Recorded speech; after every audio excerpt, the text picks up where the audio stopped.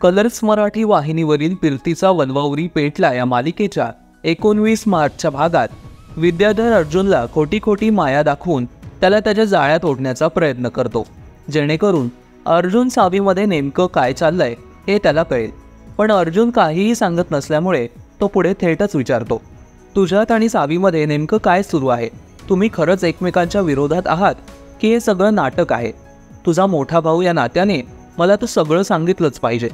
त्यावर अर्जुन त्याला बोलतो, तू जसा विचार करतोयस तसं काहीही नाहीये. त्यावर विद्याधर अर्जुनचा हात स्वतःच्या डोक्यावर ठेवतो आणि त्याला बोलतो, मग घे माझी शपथ. मग अर्जुन शपथ घेणार तेवढ्यात त्याला सावीचा फोन येतो आणि त्यामुळे विद्याधरपासून कशीबशी त्याची सुटका होते.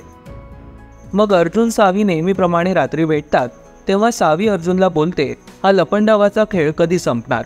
त्यावर तो बोलतो, जोपर्यंत आपल्याला मास्टर माइंड सापडत नाही तोपर्यंत आपल्याला असंच चालू ठेवावं लागेल. आपली एक चूक आपल्यालाच महाग पडू शकते. दुसऱ्या दिवशी विशंभर विद्याधरला विचारतो, ते दोघे एकत्र आहेत की फक्त नाटक करतायत?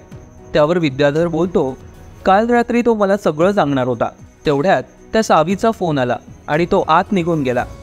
त्यावर मग विशंभर बोलतो, पण त्यांचं एकमेकांशी पटत नसताना तिने त्याला फोनच कसा केला? त्यावर विद्याधर बोलतो, आता मला धागा सापडला मामा, आता बघाच मी काय करतो. आता मालिकेच्या आगामी भागात विद्याधर कोणती नवी खेळी खेळणार हे पाहणं महत्त्वाचं असेल. पाहायला विसरू नका फिरतीचा वनवावरी पेटला रात्री 10 वाजता आपल्या कलर्स मराठीवर.